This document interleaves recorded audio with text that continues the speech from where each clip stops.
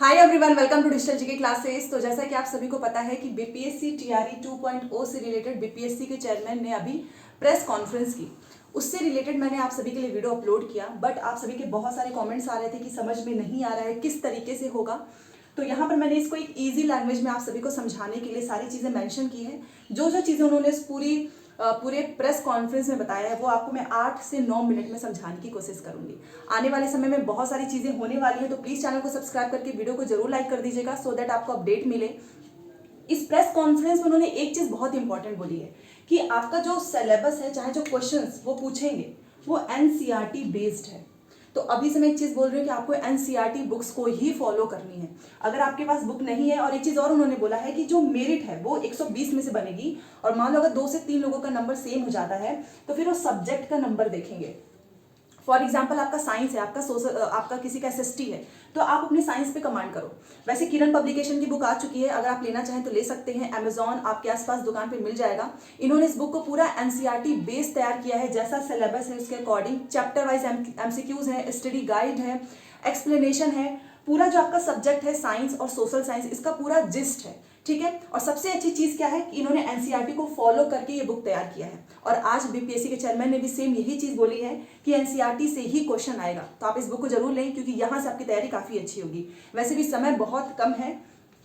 इस पूरे बीच में उन्होंने एक चीज और मेंशन किया है कि हम अब इसमें किसी को ज्यादा मौका नहीं देंगे फॉर्म भरने का। जैसे कि होता है ना कि आपने कुछ गलत कर दिया तो आप, या कुछ लोग फॉर्म नहीं भर पाते हैं, तो प्लीज डेट एक्सटेंड कीजिए। सीधे इन्होंने बोल दिया है कि जो लास्ट डेट है इसे एक भी दिन आगे नहीं होगा, क्योंकि हमारे पास समय बहुत कम है, हमको एग्जाम लेना है, रिजल्ट देना है। बाकी चलो सारी चीजें बताती हूँ क्या क्या इन्होंने बोला है। नए बदलाव तो हुए हैं, सुबह में ही मैंने आपको बता दिया था, बट और भी कुछ चीजें हैं जो मैं आपको बताना चाहूंगी। इन्होंने सीटेट बीएड बीटीसी पे अभी कुछ नहीं बोला है, क्योंकि अभी इन्होंने प्रेस कॉन्फ्रेंस करके इन्फॉर्मेशन दी है कि किस तरीके से पैटर्न है। बाकी जो विज्ञापन आएगा उसी से सब कुछ एलिजिबिलिटी क्लियर होगी, ठीक है। सीटेट अपियरिंग पे तो कुछ बोला ही नहीं उन्होंने, क्योंकि अपियरिंग वाला जो सीटेट का पेपर है वो जनवरी में चला गया है और इनका एग्जाम है दिसंबर में। तो आप समझ सकते हो कि क्या सीटेट को मौका मिलेगा कि नहीं। दूसरी चीज देखिए, 2 चरण वाली वैकेंसीज है। एक चीज और इन्होंने बोली है कि देखिए अभी जो हमारे पास पहले से बची हुई वैकेंसीज थी हम उसी पे निकालेंगे। बाकी आप भी जानते हो कि विज्ञापन निकलने के बाद उसमें मेंशन किया रहता है कि भर्तियों की संख्या बढ़ भी सकती है, घट भी सकती है। तो भर्तियों की संख्या बढ़ेगी, क्योंकि जो अभी नियुक्ति हुई है उसमें से जो भी सीट बचेंगे उसको भी हम इसमें जोड़ देंगे, ठीक है। तो आप ये मत सोचना कि बस इतनी ही वैकेंसी आएगी, ये प्रेजेंट में है इनके पास। उसके बाद से जो वैकेंसीज बच जाएगी उसको भी इसमें जोड़ देंगे। और दूसरी चीज़ इन्होंने ये भी बोला कि आप कंफ्यूज मत होना कि जो हम इसमें वैकेंसीज जोड़ेंगे तो जो मेधा सूची है, टीआरई जो 7th फेज है उसका हम नहीं जारी करेंगे। वो कुछ ऐसी सीट हमारे पास बची हैं जिसमें हम मेधा सूची जारी ही नहीं कर सकते हैं, उसको ही बस ऐड करेंगे इसमें।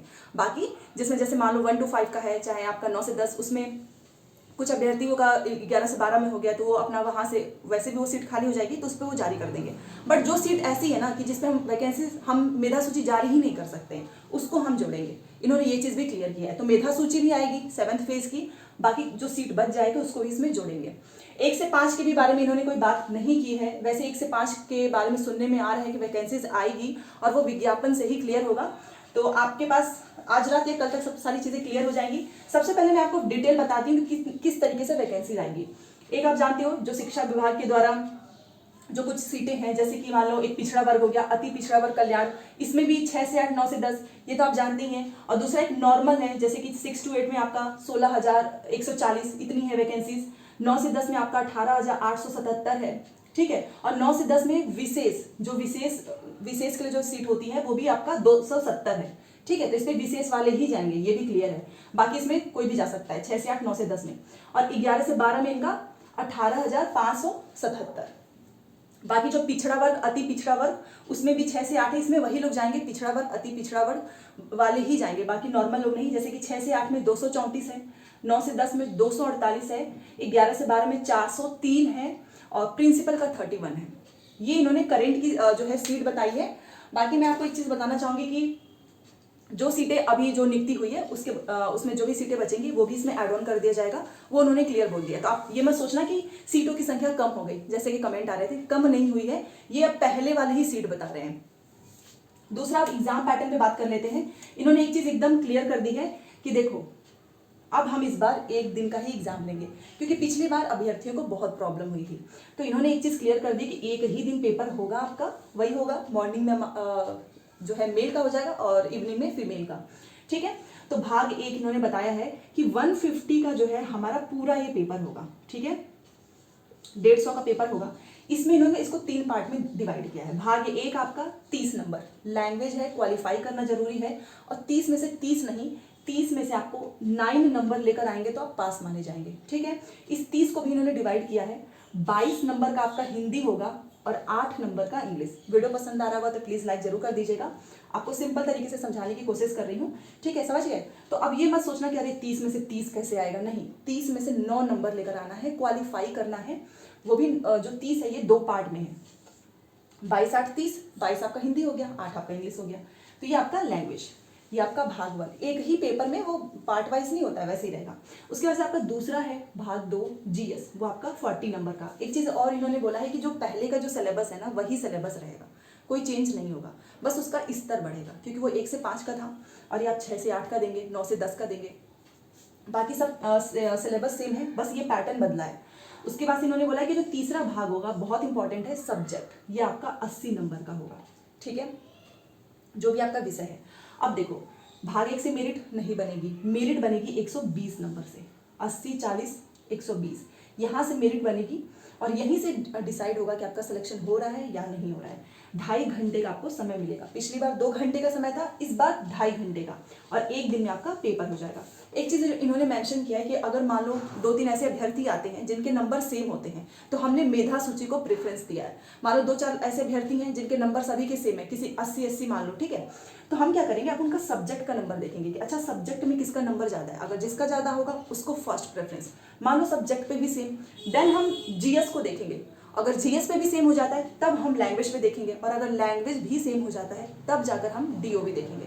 तो इन्होंने कुल मिलाकर बोला है कि हम ये नहीं कि डायरेक्ट हम डेट ऑफ बर्थ, नहीं, हम मेधा सूची को ही फर्स्ट प्रेफरेंस देंगे अगर इन केस ऐसा होता है तो, टाइम ब्रेक करने के लिए, क्योंकि पिछली बार इन्हें ये बता रहे थे कि हुआ था ऐसा। तो आप समझ गए पेपर कितने घंटे का है, 2.5 घंटे का है। एक ही आपको बुकलेट मिलेगी, 150 क्वेश्चंस उसमें प्रेजेंट रहेंगे। पार्ट 1 पार्ट 2 पार्ट 3, पार्ट 1 आपका तुरंत लैंग्वेज, पार्ट 2 आपका जीएस, पार्ट 3 आपका सब्जेक्ट। मेरिट बनेगी 120 से। ये सारी चीज़ें क्लियर हो गई। चलो ये पैटर्न हो गया, बाकी डिटेल में तो आपको कब मिलेगा मैं बताती हूँ। तो बीएड बीटीसी एलिजिबिलिटी आप जानते ही हो, 6 से 8 में दोनों भर सकते हैं, 9 से 10 में केवल बीएड वाले जाएंगे, और 11 से 12 में आपके पास पीजी होना चाहिए, और एस्टेट भी क्लियर होना चाहिए, ठीक है। चलो अब ये बात कर लेते हैं, इन्होंने यहाँ पे कुछ डेट मेंशन की थी कि निबंधन और भुगतान का इन्होंने पहले ही डेट दे दिया है, ताकि कोई डॉक्यूमेंट से रिलेटेड कोई प्रॉब्लम ना हो, क्योंकि इस बार पिछली बार को बता रहे थे कि बहुत सारे अभ्यर्थी डॉक्यूमेंट्स के लिए इतना परेशान हो गए थे, साथ में हमें बहुत प्रॉब्लम हो गई। तो इस बार हम ऐसा कुछ भी नहीं करेंगे, बहुत सिंपल सा रखेंगे, लेकिन अगर आपके डॉक्यूमेंट्स आपने जानबूझ के भी कुछ गलत किया तो उसमें मौका नहीं मिलेगा। साथ में अगर आपके फॉर्म में, इन्होंने एक चीज़ बोली कि अगर आपके फॉर्म में किसी भी तरीके की कोई गलती होती है तो आप दोबारा से फॉर्म भरिए, गुंजाइश मत करना कि आपको दोबारा से डेट हम बढ़ा देंगे। मान लो आपने फॉर्म भरा और आपका कुछ ब्लंडर हो गया, तुरंत आपको दूसरा फॉर्म भरना है, ठीक है। ये चीज़ इन्होंने इसमें बोली है, क्योंकि अगर कुछ गलत हो जाएगा ना तो फिर आपको बाद में मौका नहीं मिलेगा, ठीक है। तो 5 नवंबर से 14 नवंबर, ओके। ऑनलाइन फॉर्म लेकिन स्टार्ट होगा आपका 10 नवंबर से। ऑनलाइन फॉर्म अभी स्टार्ट नहीं हुआ है, 5 से, कल से आपका निबंधन और भुगतान मैं आपको समझा दूंगी उस स्क्रीन पे जाके पूरा डिटेल में। वो 5 नवंबर से 14, ऑनलाइन फॉर्म आपके 10 से 25 नवंबर, याद रखिएगा। लास्ट डेट इसका 25 नवंबर है। इन्होंने एक चीज़ मेंशन की है कि हम 25 नवंबर के बाद से डेट एक्सटेंड नहीं करेंगे, तो आप सावधानी से फॉर्म भरना, किसी भी तरीके की कोई गलती मत करना, किसी डॉक्यूमेंट्स में लाइक सीटेट की जगह पे किसी और का भर दिया, ऐसा कुछ नहीं करना है। और 1 to 5 के बारे में कहीं पर भी कोई जिक्र नहीं हुआ है, क्योंकि ये वैकेंसीज इनकी पहले की है। जो वैकेंसीज अभी प्रेजेंट में खाली है उसको इन्होंने मेंशन नहीं किया है, क्योंकि उसका डेटा इनके पास नहीं है।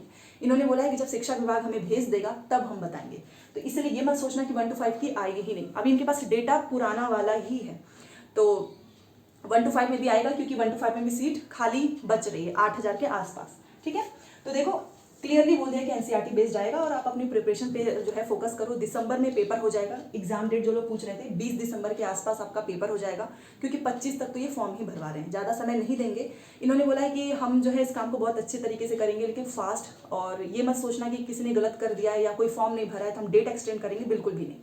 तो सही समय का यूटिलाइज करो, पढ़ाई अच्छे से करते रहो, बाकी जो भी डिटेल्स आएगी मैं आपको बता दूंगी। मिलते हैं नेक्स्ट क्लास में। Thanks for watching.